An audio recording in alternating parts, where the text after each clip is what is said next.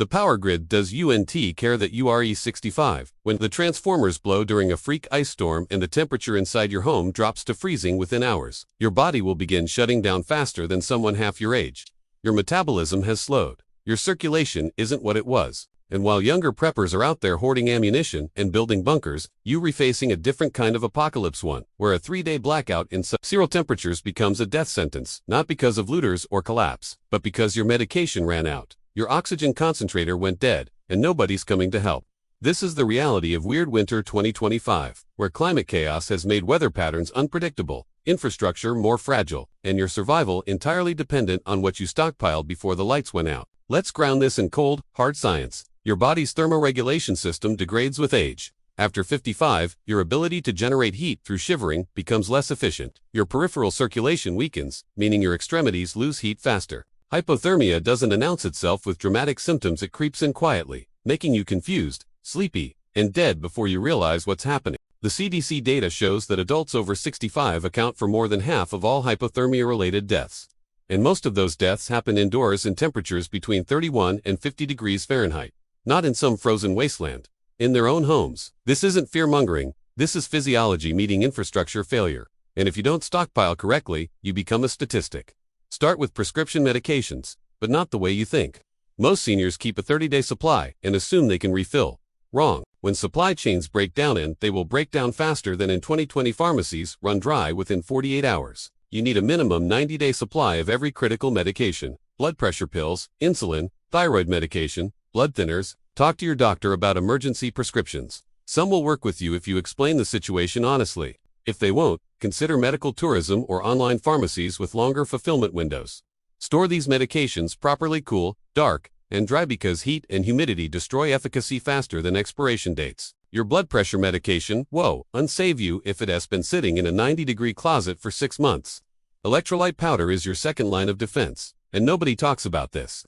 When the water stops running and you're rationing fluids, dehydration hits seniors catastrophically fast. Your kidneys are already working harder.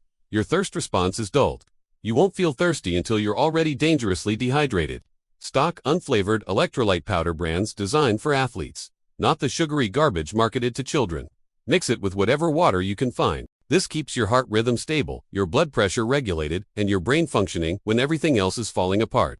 Thermal underwear is survival equipment, not comfort. Cheap fleece and cotton hoodies won't save you.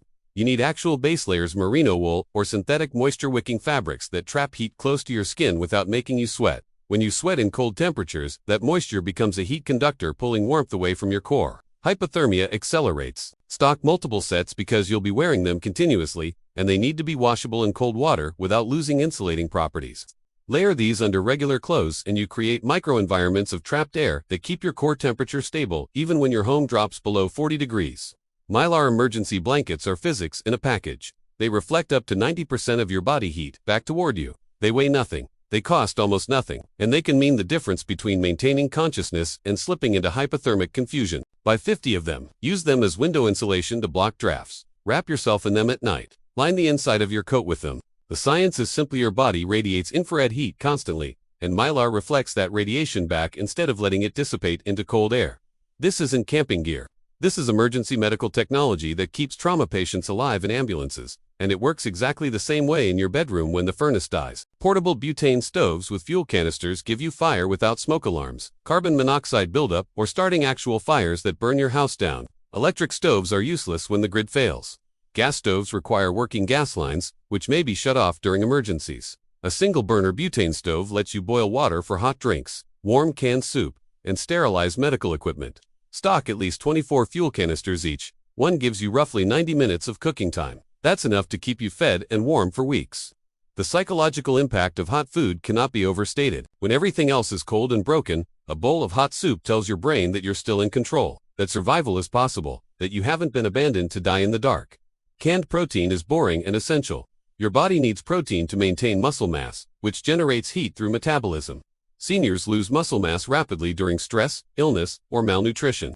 Stock canned chicken, tuna, salmon, and beans not because they taste good, but because they're calorie-dense, shelf-stable for years, and require zero refrigeration. Avoid canned vegetables as your primary food source. They're mostly water and fiber with minimal calories. You need energy, you need fat, you need protein. A 70-year-old body under stress can easily burn 2,000 calories a day just trying to stay warm. And if you're not replacing those calories, your body starts consuming itself. Battery-powered or hand-crank radios keep you connected to reality when your phone dies. Information is survival. Knowing whether the blackout will last 3 days or 3 weeks changes everything about how you ration resources, whether you shelter in place, and whether help is actually coming.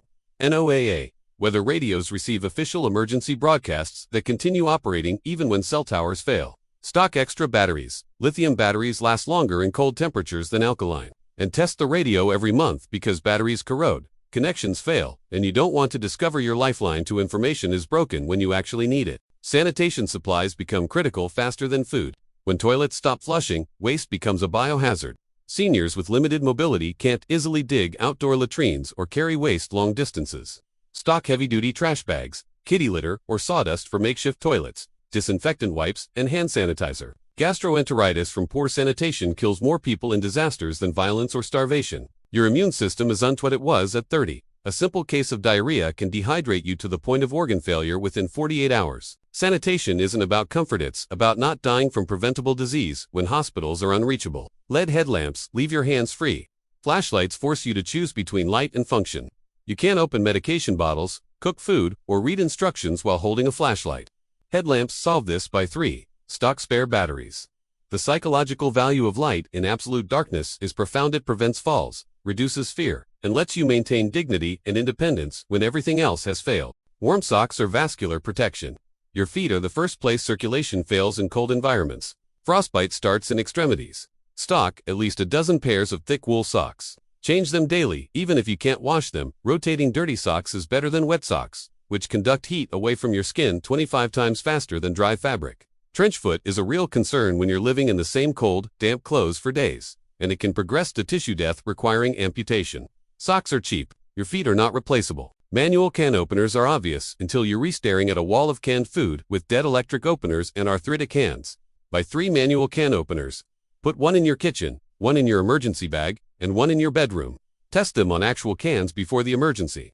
Some cheap models are almost impossible to use with weakened grip strength. Here's the psychological reality. Nobody mentions survival after 55 isn't about being tough. It's about being smart enough to prepare before you need it. Younger people can afford mistakes. They can hike out. They can go days without food. They can sleep in freezing cars and recover. You can't. Your margin for error is not existent. But you have one massive advantage. You've lived long enough to know that catastrophes do happen, that institutions fail, that promises break, and that the only person who will definitely be there for you is you. The final warning is this. Everything you just read means nothing if those supplies are sitting on a shopping list instead of in your home. Weird Winter 2025 isn't a movie. It's a convergence of aging infrastructure, climate instability, and your body's declining resilience. Preparation isn't paranoia, it's acknowledgement of reality. The difference between dying confused in a cold house and surviving with dignity is what you stockpile today, not tomorrow, today. Claude is AI and can make mistakes. Please double-check responses.